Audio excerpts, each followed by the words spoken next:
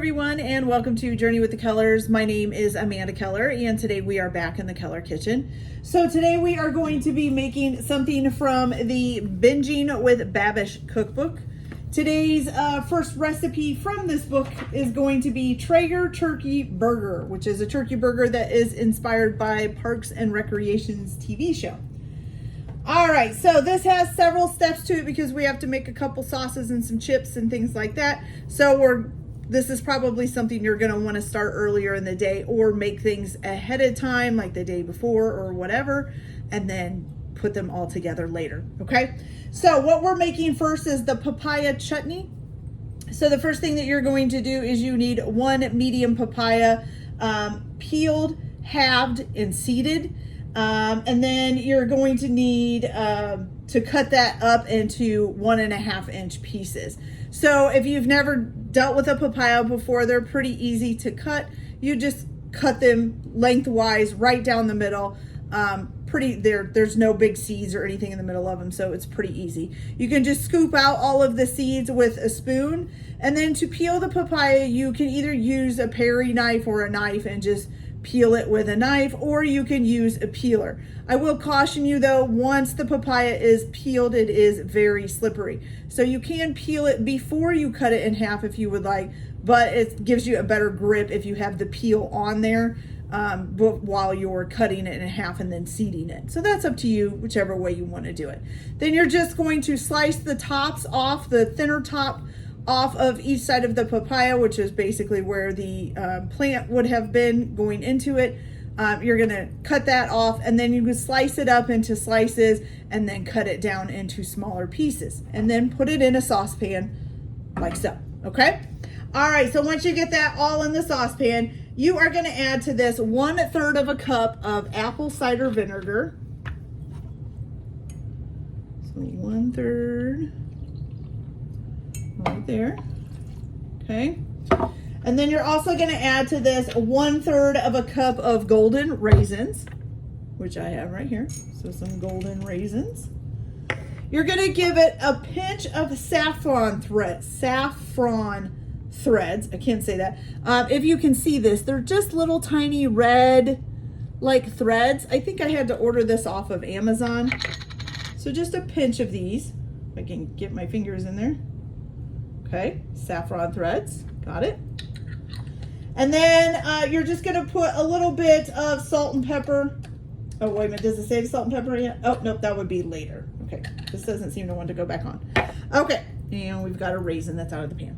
Okay, so you're gonna turn this on, and you're just gonna go ahead and bring this up to a simmer.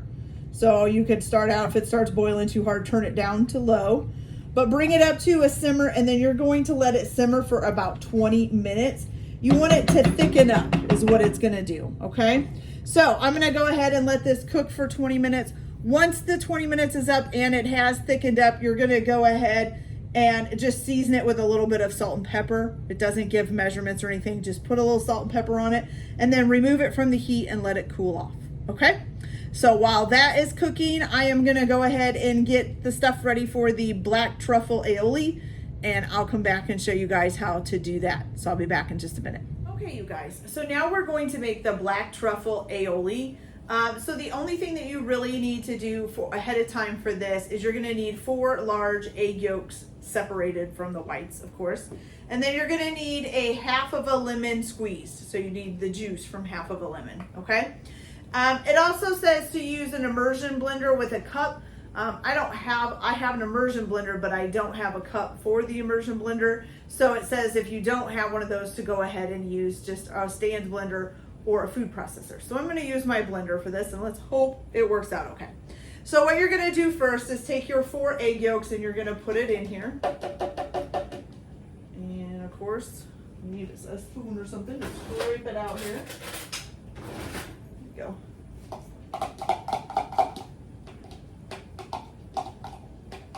Okay, so you got your 4 egg yolks in there.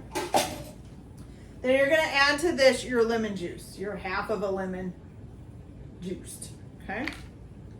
You're gonna put this lid back on, and let's see, you're going to It just says to blend it together. It doesn't really say anything else, so let's just blend it, I guess. Is there just a blend on this blender? No, but there is a smooth.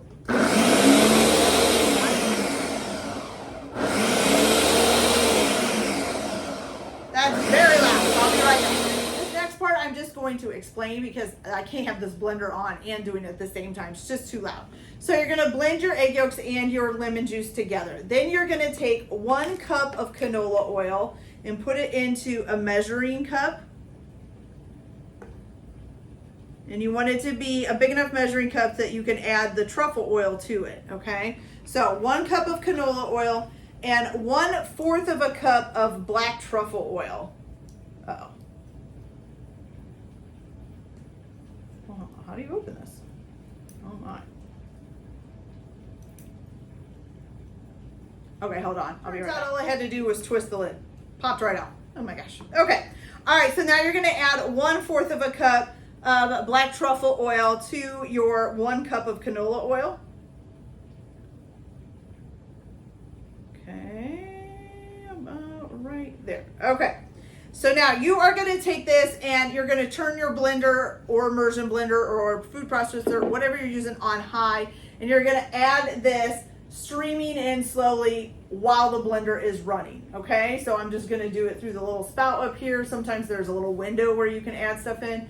So whichever way it has to do it, just have the blender running on high and add this in, okay? And let's say you're gonna blend it until the mixture is thickened and a consistency of loose mayonnaise, okay?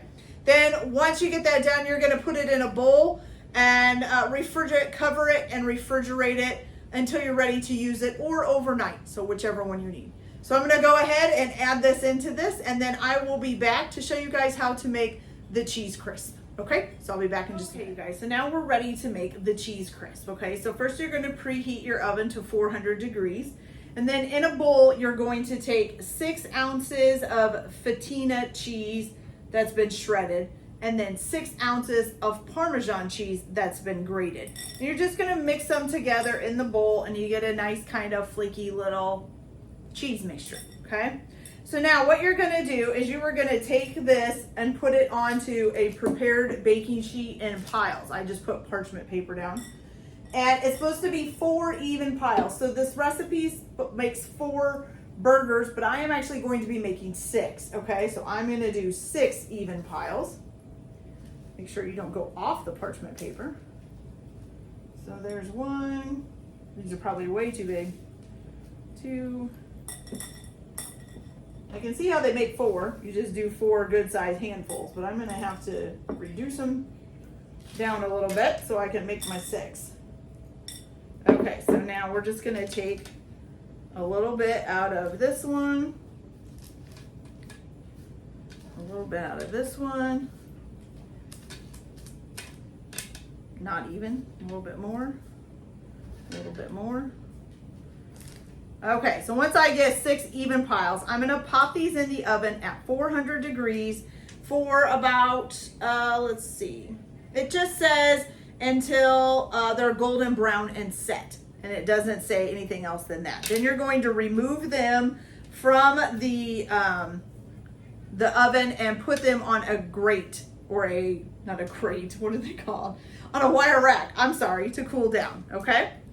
All right, so I'm gonna go ahead and get this 6th one ready here, and then I'm gonna pop these in the oven, and I'll have to just try to keep an eye on them. I'll try to let you guys know about how long they took, although, you know, ovens are gonna vary.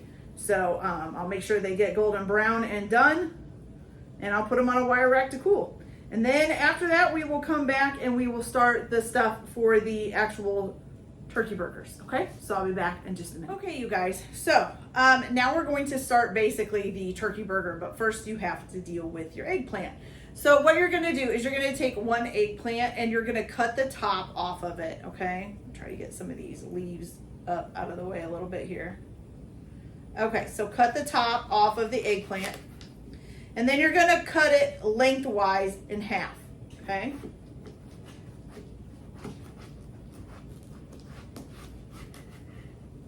I needed just a little bit longer of a knife, but that's okay. All right, so now you've got it cut in half, okay? You're gonna take it and put it on a pan with basically parchment paper and stuff on it, okay? Now you're gonna take some extra virgin olive oil and you're just gonna drizzle a little bit on top. Oh, wait a minute, I almost forgot, before we do that, you gotta put some cross hatches in the flesh of your eggplant. So just do little crosses, okay?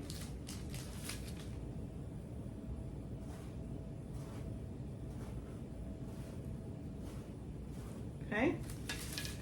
Now you're gonna drizzle just a little bit of extra virgin olive oil onto these.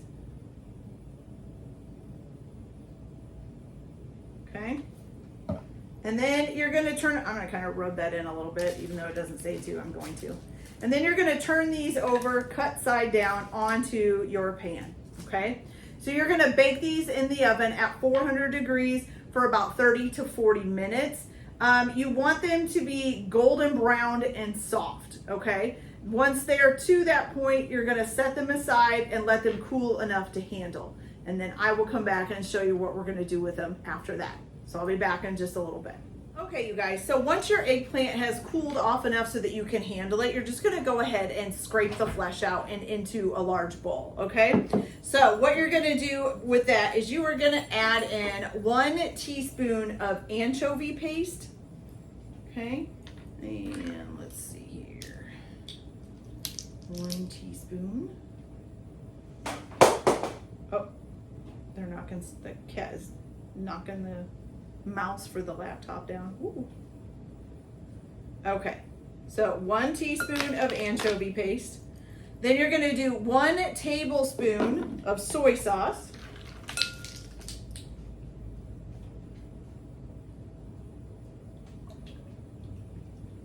Okay, and then 1 teaspoon of Marmite. Which again does say that it's usually available at like a Whole Foods. I ordered mine off of Amazon, I think it was. It was either Amazon or Walmart and had it shipped. One of the two. Okay. And of course that's not gonna want to come out. I'm gonna have to look up what Marmite is because it kind of smells like I'm not sure, molasses and soy sauce or something? I'm not sure. It's calling it a vegan spread. I'm gonna have to look into what it actually is. Okay, so now once you've got that in there, let me get this stuff off of here. You're gonna go ahead and just whip that together, okay? Whisk it all up.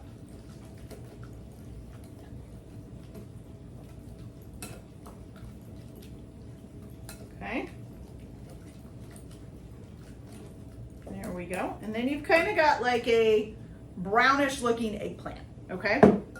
So let me get this stuff out of the way.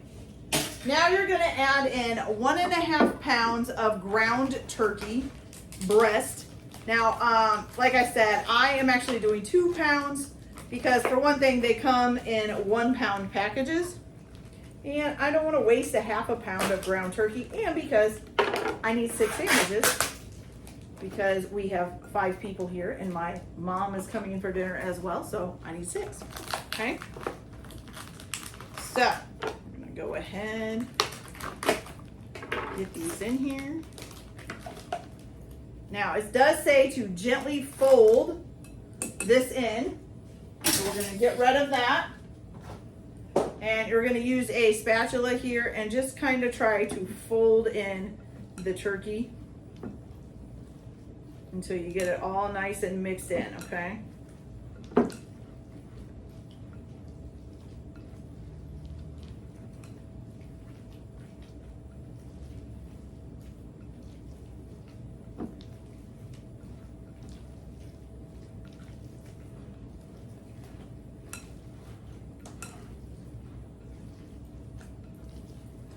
It's looking pretty good.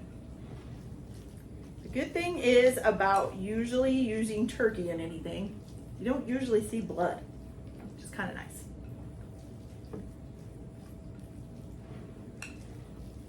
Okay, so once you've got that good and combined up, you got a nice looking meat you can see the eggplant in there. I'm not sure how good you guys can see it, but you can see the eggplant in there, okay? So now you're going to make your patties. Like I said, usually be using 1.5 pounds of turkey and you'd only be making 4 patties. I'm gonna make 6. I'm really hoping that that's not, because I left the recipe for 4 patties. So I'm really hoping that that's not going to make a huge difference, okay? So I'm gonna go ahead and wash my hands here before I touch this with my hands again. Make sure everything's cleaned off of them.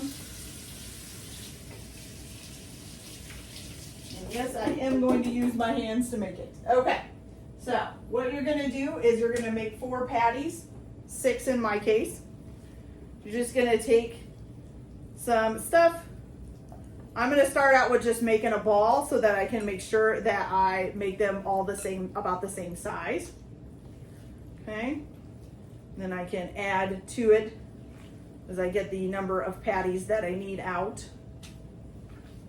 Okay, I'm just grabbing like a handful, making a little ball, and just putting them on a little tray.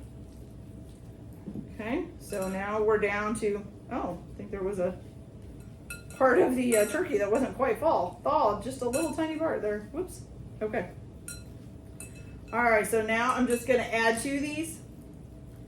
This way you at least get pretty close to equal patties. And you can kind of see how big they are as you've got them out here. Go. A couple more here. There we go. That one was already bigger, so let's do this one. Okay. Now they're all looking about pretty close to equal. Okay, so what you're gonna do is you're gonna basically flatten this out into a patty. Okay? Just like that. Just flatten it out into a patty. And then you're gonna put your thumb and make a little indent in the middle. That's because it's known for kind of puffing up. So if you kind of indent it down a little bit, that should help stop it from doing that, okay? So I'm gonna go ahead and get the rest of these pattied up, and then we're gonna go over to the stove and get these fried. Also, if you guys want, you can go ahead and put some brioche buns. Now he used gluten-free, I think it was. Yes, gluten-free if you wanna stay true to Chris Traeger's recipe. Mine are not gluten-free. I just got regular brioche buns. Okay, but you can go ahead and toast those up and get those toasted before you get these on, and then they'll be ready to go when you're ready to do this. And I'll be right back and we'll fry these up. So I'll be back in a minute. Okay, guys, so once you got your patties all ready, you're gonna go ahead and get a large skillet and put about a tablespoon of vegetable oil in it and heat it up for a little bit on a medium-high heat. Then you're just gonna take your patties. I'm gonna make sure that there's still an indent in mine. And you're just gonna lay them down in your pan. You're gonna sear them on both sides and cook them until they reach about 165 degrees internally. So you might wanna have a thermometer handy too. And then you're gonna cook them about 5 to 7 minutes on one side, flip them over, cook them about 5 to 7 minutes again. Check the internal temperature and see if they're up to 165 degrees. If they are, you're good. Go ahead and pull them off. If you're not, then flip them again and keep going, okay? So I will be back as soon as I get these done, and then we will put these all together and see how they come out. So I'll be back in just a minute. Okay, you guys, so we have gotten our burgers done. Here they are. They look pretty good. We have gotten our brioche buns, toasted. We've got our cheese crisp sitting here nice and done. We have our mango chutney and our black truffle aioli, but this, I don't know, it's not staying together real well, so trying to stir it up, but it's kind of like chunky, so I hope that's okay. I mean, it still feels kind of like a runny mayonnaise, but okay. Anyway, so once you have dressed your buns, or toasted your buns, you're gonna go ahead and you're gonna add your mango chutney onto the bottom bun, okay? So that's the first thing you're gonna put on there. Put some mango chutney on there. And then on top of this, you're supposed to put some microgreens. Now, I cannot, there's no place to buy microgreens around here, and I don't grow my own. it is something I would like to look into, is growing my own herbs and some microgreens and maybe even some edible flowers, because I do need those a lot. And buying the herbs at the store, they go bad really fast. But I have cats, so I have to figure out a way to grow them inside and keep the cats off of them, and also not spend $1,000 to do it. So still researching, okay? All right, so you got the chutney on the bottom. Then you're supposed to put the microgreens on there, but like I said, I don't have them. Then you're gonna go ahead and put your burgers on top of that, okay? So let's get our burgers on top of there. Okay, looking good, looking good. Hey, you two. Sorry, they're wrestling. I hope they don't hit the camera. Okay, so now you got your burgers on top of your chutney. So then what you're gonna do is you're gonna go ahead and top this with your cheese crisp, okay? So these make really big cheese crisps. So if I was only making 4, I think these would be huge. And I will say that these were a little hard to tell when they were done. Mine browned quite a bit before I thought, I think they'll be done, because they were pretty oily. And so it just didn't look like they were set, but they did. Once they cooled off, they were set, okay? All right, so then after you get that on, then you're gonna take your aioli here, and you're gonna put that on your top bun. So I'm just gonna put some on and kind of spread it around, and then you're going to put that on top of your cheese crisp, okay? So once you're done, you have a nice big burger that looks like that. Look at that. What do you guys think of that? That looks really awesome, okay? Awesome, awesome, awesome. So now here comes the big test, is how does this taste, right? Because, you know, that was supposed to be the whole thing. It was supposed to be delicious or taste like beef, even though it's not beef. So let's give this a try, shall we? I'm a little bit worried. Not so sure about eggplant in my burger, but we'll try it. Here we go.